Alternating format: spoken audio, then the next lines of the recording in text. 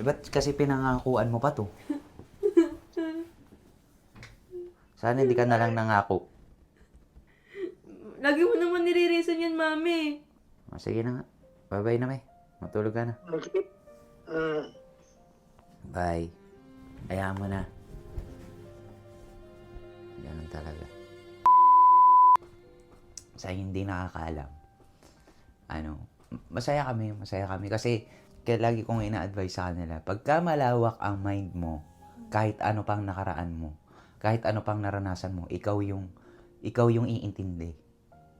Iintindihin mo lahat ng bagay na nangyayari. Bakit nangyayari yun? Kasi sabi ko nga, kung hindi nangyari na naghiwalay nanay ko tsaka tatay ko at di na pangasawa ng tatay mo, baka wala ako ngayon sa sitwasyon ko. Kumbaga yung negative kasi, lagi ko sinasabi, ita-turn ko into positive. Baka kaya nangyari yan. Kasi, mas magiging strong ako. Pero syempre, nandun pa rin yung, ano kayang feeling ng may nanay tsaka may tatay. Kasi nung naghiwalay sila, wala na silang pakialam sa mga anak nila eh. Ba't nakatawa si Kiyomi? Umiiyak ba? Ba't nakatawa ka? Pinaprank niyo ako eh. Ba't tinatawanan niyo? Totoo ba, ya? Oo, sir, umiiyak doon. Nga. Bakit nga? Tinatanong ko pa. Hindi niya lang sinasabi. Ikaw nga, sir. Uwe, Ikaw, sir. Tignan mo. paano iyak? Nakaano gano'n. Nagaganon siya. Baka may sipon lang. Hindi. Bakit nga? Ba't nga siya iiyak? Baka bagsak sa school.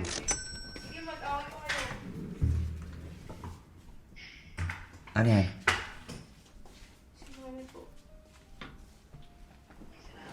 Sabi niya, hindi daw po siya pupunta dito. Ha? Hindi daw po siya pupunta dito. Kaya ka umiiyak? Asan ba? Ito po. Me, hindi ka ba pupunta dito? Tinatamad nga ako na iniisip pala yung hilo-hilok sa biyahe. Ba't kasi pinangakuan mo pa to? Sana hindi ka na lang nangako. Saka isa pa wala babate dito. Lagi mo naman nire-reason yan, mami. Ano nga gagawin ko? Siyempre, ang gaganda na si Lucy. Tsaka kung dadalhin si Lucy, yung mga halaman, sino magdidig yung mga halaman? Yan naman lagi mong inuuna, halaman tapos pusa. Eh, ano unahin ko? Baka si Kuya Bunso lang hindi mo maiwan, me. Bravo? Sino sabi sa'yo? Hindi ka talaga makakapunta? Hindi nga. Sinado ko na nga lang eh. March 6 pa naman yun, me. Kahit na. Tsaka may pwede ka naman mag-airplane. Si kuya magbabayad. Sino sabi? Depende. Ang kapal lang mukha na tong anak mo, me. Mag-airplane ka? Ayoko rin. Ha? Kahit sa airplane, hindi ko rin fan. At siyempre, hindi ko alam kung saan ako papasok. Kasi noon nag-airplane kami, kasama ko sila Isile. Grabe, akala ko naman pupunta kami. Pati ako na broken hearted. Kaya sinasabi ko lang sa iyo, totoo. Ay, Sa susunod, huwag ka nangangako kung di mo naman kaya ito pa rin. Ganyan po sila silang dalawa. Kaya siguro, iba-iba yung asawa mo. Yung asawa mo, mahilig kang mangako tapos napapako. Nandun ba yun? Oo, Baliw. ganun yun.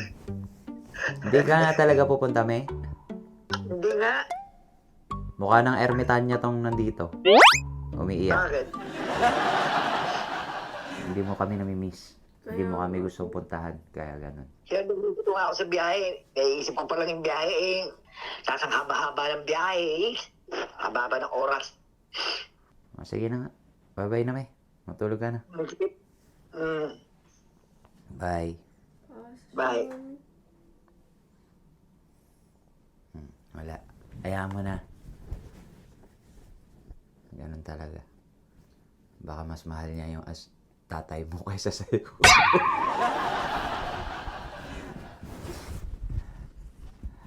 Ano sinabi mo, di ba nag-promise ka? Hindi, sinabi ko na wala talaga. Ayaw talaga. Promise po siya Nakita ko kuya. sa vlog eh. Kahit di naman sa akin, pag pinapapunta ko yan.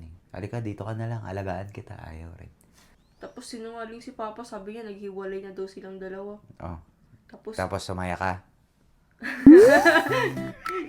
siyempre Tapos tinawagan. joke lang pala. Kasi pahiwalay na. Pupunta na dito po. Nagbablog ako. Si Kuya, ang pangit ko ba? Kaya! Masabi po si mami. Puro ka pangako, lagi mo naman napapako yung mga pangako mo.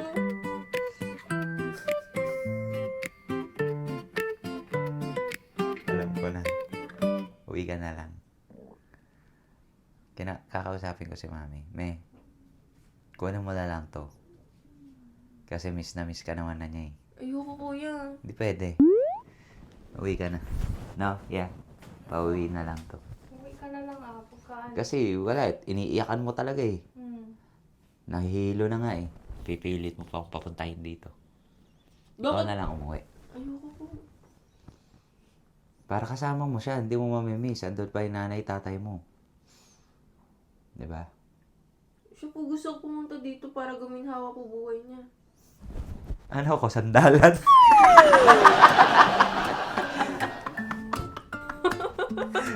Baka naman buong angkan niya ipunta mo na rito. Oo naman. Actually, mga kasatsat, lagi kung gustong papuntahin yung mami ko dito, kahit dati pa. Kaso, di ba nakita niyo naman sa vlog eh. Gaganda siya, di ba? Kung ano papagawa ko sa kanya. Pagka susunod na ba, che, uwi na ako. Saglit lang ako, babalik ako. Eh, ka no? Yung lagi niya sinasabi. Babalik daw siya. Pag nandun na eh, wala na yung balik. Andun na. Tapos, di ba po bibigyan niya pa ng pera para makabalik ito? Kaya sana nandito na si mami. May punta ka na kasi dito. Sabi ko sa kanya, Me, baka naman, tsaka ka lang pupunta sa akin. Kapag ka, yung baldado ka na. Yung parang nasa bed na siya. Yung sobrang tanda niya na. Sabi ko, paramdam mo naman.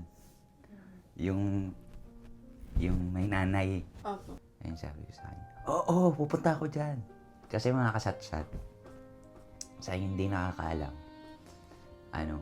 masaya kami. Kasi kaya lagi kong ina-advise sa kanila, pagka malawak ang mind mo, kahit ano pang nakaraan mo, kahit ano pang naranasan mo, ikaw yung iintindi. Iintindihin mo lahat ng bagay na nangyayari. Bakit nangyari yun?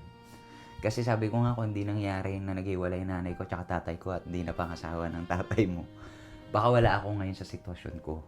Kumbaga yung negative kasi, lagi ko sinasabi, ito-turn ko into positive. Yes. Baka kaya nangyari yan. Kasi, mas magiging strong ako. Pero syempre, nandun pa rin yung, ano kayang feeling ng may nanay tsaka may tatay. Kasi nung naghiwalay sila, wala na silang pakialam sa mga anak nila eh. Kumbaga, hi, hello, ganyan na. Alam mo na nanay mo yun, alam mo na tatay mo yun. Pero yung responsibility as a parent, wala na. Pero dahil, hindi kami yung kagaya ng iba na mapapariwara, gano'n. Kaya mas may napuntahan. Gato ko, mahal ko sila. Pero lagi ko sinasabi, hindi ko gagayahin ng nanay at tatay ko. Lalo kang naging strong, kailangan may maabot ako, kailangan may pangarap ako, gano'n. Pero syempre, lalo na ako, tumatanda na ako, nanay ko yan eh, kahit anong mangyari, tatay ko yun, nanay ko yan, tatay mo yun, nanay mo yan. Kaya nga sabi ko, di ba, kahit ano't anong mangyari, kahit ako ang mag-alaga sa'yo, tatay mo yun eh. Lagi kong ina-explain na dapat yung mindset nyo malawak sa lahat ng bagay, pantay-pantay, kahit ano pang mangyari.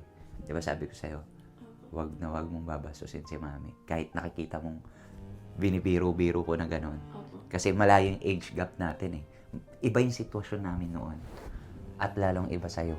Kung ikukumpara ko, mas maswerte ka pa rin. Sobrang swerte mo. Kumpara doon sa amin. Kaso, naging strong kasi ako. Kaya dapat, gayahin mo ko.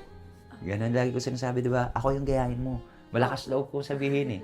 Kasi bakit? Wala akong inapakan tao, wala akong nilokong tao. Nangarap lang ako. O ba't di ko papagayin sarili ko? So, ano ba gagawin natin sa nanay natin? Sana makapunta siya rito. Pero tatry ko kausapin. Tatawagan ko. Bukas. Sabi ko, Me, bigyan kitang pera. Punta ka rito.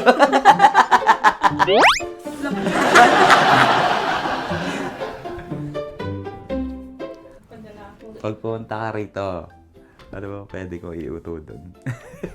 Ano kaya kuya tawag dun? Pupuntahin mo na lang kayo mga halaman niya rin dito. Tapos yung mga pusa. Di ba, yun lang naman Pusa? po- yung, mga- yun lang po yung mga reason niya.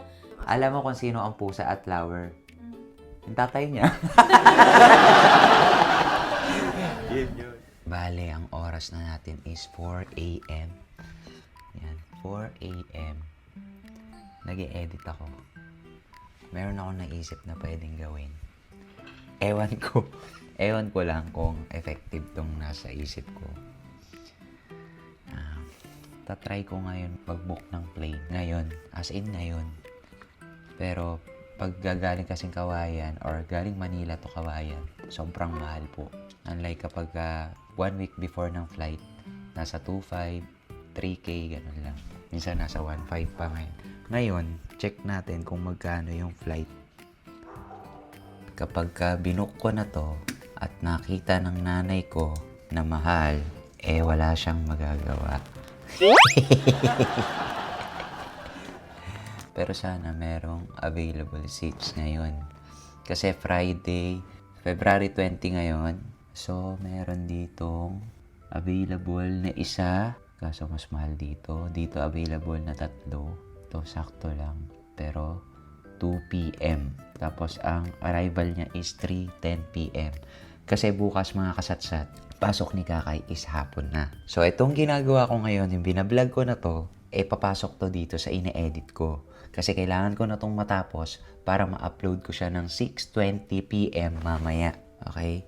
So, kung ano man yung mangyayari dito, kapag ito sinend ko kay mami ko at na-book ko na to, itong ticket niya, hindi ko alam kung pupunta yung mami ko or hindi. Ibig sabihin, yung uploading ng decision or mangyayari, bukas na. Gets nyo mga kasatsat? Kasi i-edit ko pa yon ng ganito ring oras.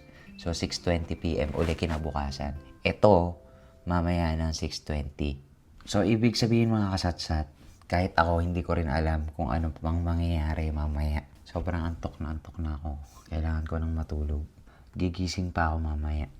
If ever kung ano man mangyayari, ibig sabihin, onti lang yung magiging tulog ko. So, yan mga kasatsat, maraming salamat po sa mga nagubos naman po ng kanya-kanyang oras para matapos tong vlog na to.